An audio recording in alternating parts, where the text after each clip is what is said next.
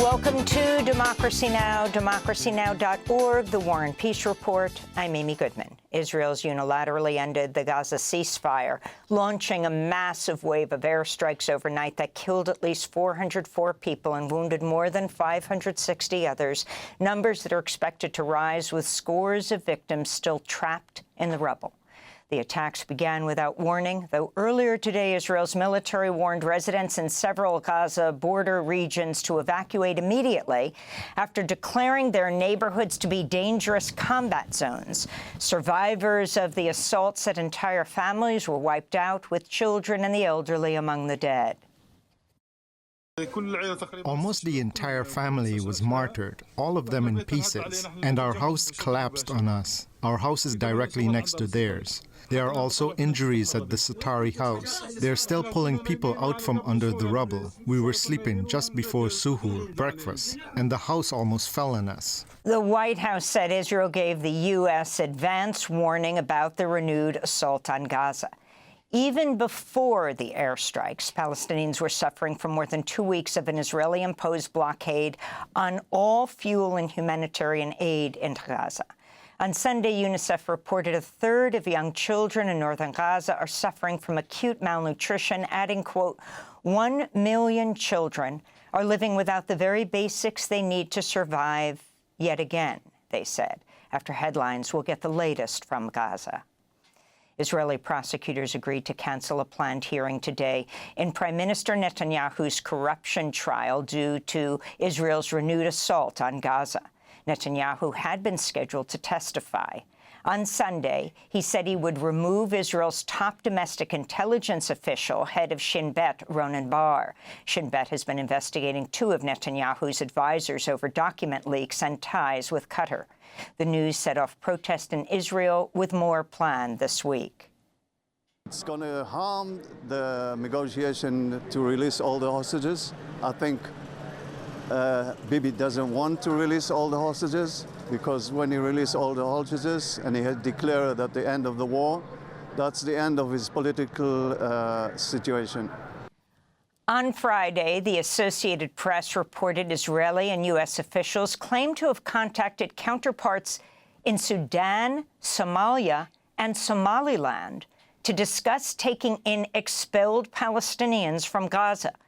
According to the Associated Press, Sudan has rejected the idea, while Somalia and Somaliland say they are not aware of any such contacts.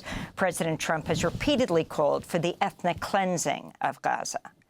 The UN's Human Rights Office says Israel has significantly expanded and consolidated illegal settlements in the occupied West Bank in violation of international law. In a statement, UN High Commissioner Volker Turk said, quote, the transfer by Israel of parts of its own civilian population into the territory it occupies amounts to a war crime. His comments came amidst a wave of attacks by Israeli settlers on Palestinian communities in the West Bank and occupied East Jerusalem. Last week, settlers attacked the village of Kirbet al-Majam, firing live ammunition and throwing tear gas bombs as they set fire to cars and 3 Palestinian homes. Abu Muhammad closed the door, and then they climbed on top of the house and started to throw stones. They broke the door and the windows. Then they burnt this door and entered and set fire inside the house. We went in to take the children out of the house. We didn't find the children. They took the children with them. When they saw us, they left the children. In Yemen, UNICEF has confirmed at least 2 children were killed in U.S. strikes after U.S. forces launched a large-scale military operation against the Houthis. The UN agency's findings directly contradict this claim by a Pentagon spokesperson. The civilian casualty side, no indications of any civilian casualties. We, of course, have seen some of the accusations by the Houthis. We look at those closely when they do come in, but we have no credible indications of any civilian casualties. The Pentagon called the military operation against the Houthis open-ended and said attacks will continue, quote, until we achieve the president's objectives, unquote.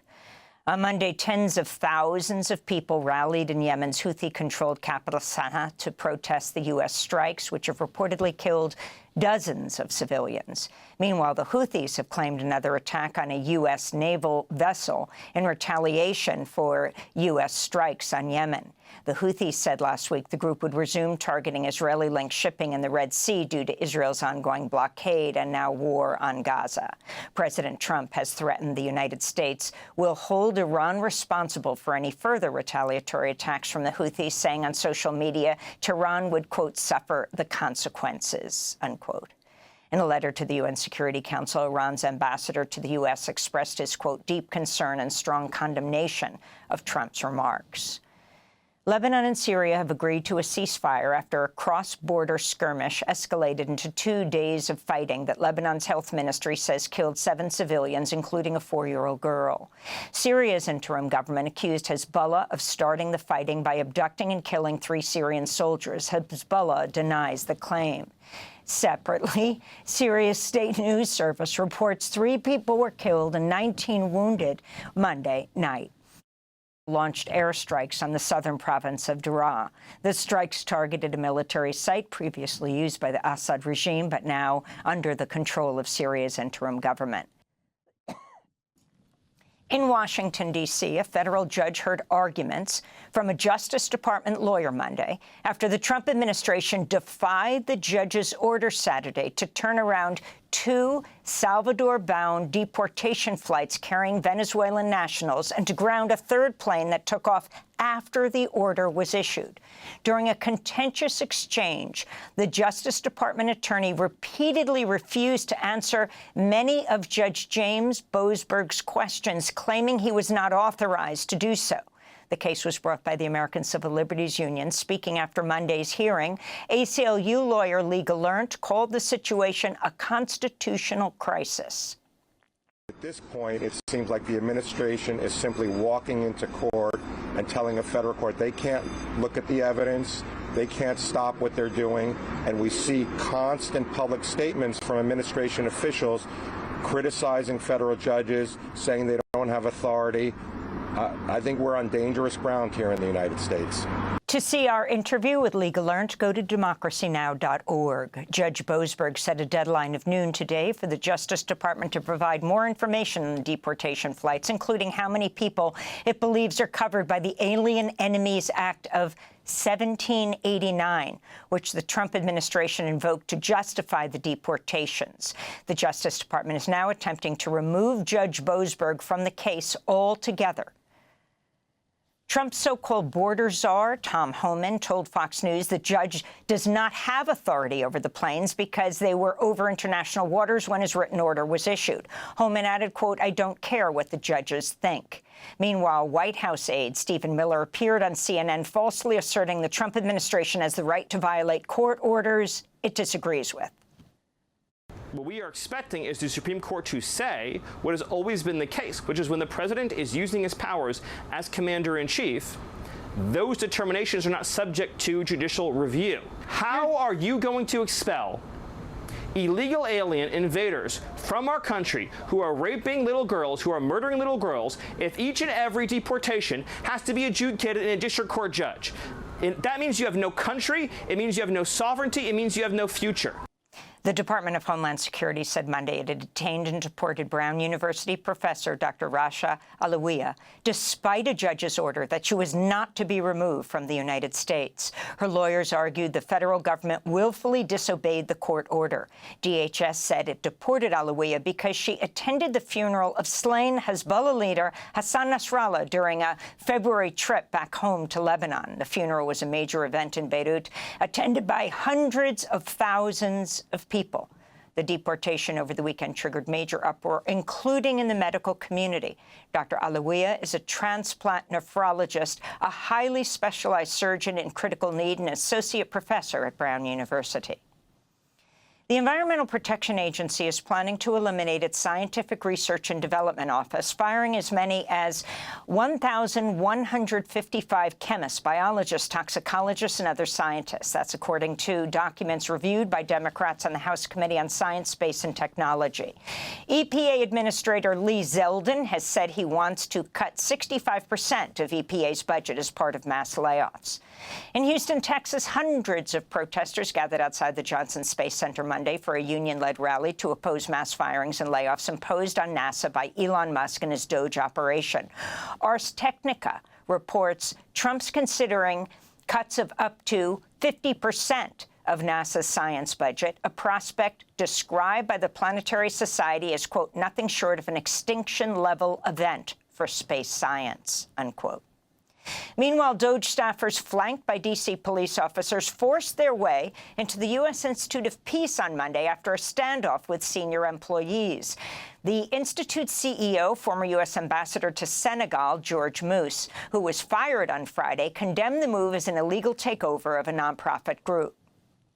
We have been talking to them for many weeks now, and in anticipation of just this possibility, and also to remind them that we are a private, non-profit corporation in the District of Columbia, and therefore not a federal agency, and therefore the federal government has no entitlement to come in and take over our building. The entire board of the U.S. Institute of Peace was also removed, except for Trump's newly appointed members, Secretary of State Marco Rubio, Defense Secretary Pete Hegseth, and National Defense University President Peter Garvin. President Trump says he's ready to speak with Russian President Vladimir Putin today about his proposed 30-day ceasefire deal for Ukraine. Ahead of the conversation, Trump said negotiators are looking at, quote, dividing up certain assets, unquote. That's likely to include pressing Ukraine to accept Moscow's claims over Russian-occupied territory and control of the Zaporizhzhia nuclear power plant, which Russia has occupied since 2022. Russia's also demanding guarantees that Ukraine will never join NATO. Ukrainian officials have repeatedly said Russia must surrender all of the territory it has seized. In the Democratic Republic of Congo, the Rwanda-backed M23 armed group announced Monday it'll no longer participate in peace talks scheduled for today in Angola's capital. M23's reversal came as the group objected to European Union sanctions imposed on its leaders, as well as several Rwandan military officers over gross human rights abuses committed during M23's offensive in eastern DRC, which has killed over 7,000 people since January. In Texas, a midwife has been arrested for providing abortions, marking the first time a provider faces criminal charges under the state's near-total abortion ban. Maria Margarita Rojas owned and operated a network of health clinics in the Houston suburbs. One of her employees, Jose Ley, was also charged. Both are also being accused of practicing without a medical license. The abortion charge is a second-degree felony in Texas and punishable by up to 20 years in prison. President Trump Monday toured the John F. Kennedy Center for the Performing Arts and attended his first board meeting since installing himself as chair. Trump criticized the renowned venue, saying it was in, quote, tremendous disrepair, as is a lot of the rest of our country, most of it because of bad management, Trump said. Last month, Trump led a complete overhaul of the Kennedy Center, replacing all Democratic appointees to the board with his own political allies, donors, and their wives, including Second Lady Usha Vance. A growing number of artists have refused to perform there or use their appearances to protest the Trump administration. We'll have more on this story later in the broadcast with two musicians who performed last week and held up banners in protest. And the documentary Armed Only with a Camera, The Life and Death of Brent Renaud, which premiered last week at the South by Southwest Film Festival in Austin, Texas, has received the festival's Audience Award in the documentary short competition. Directed by Craig Renaud, the film tells the story of his brother Brent Renaud, the first Western journalist killed by Russian soldiers during the first weeks of Russia's invasion of Ukraine. He was killed on March 13, 2022. Brent received a posthumous director's credit for the film as well.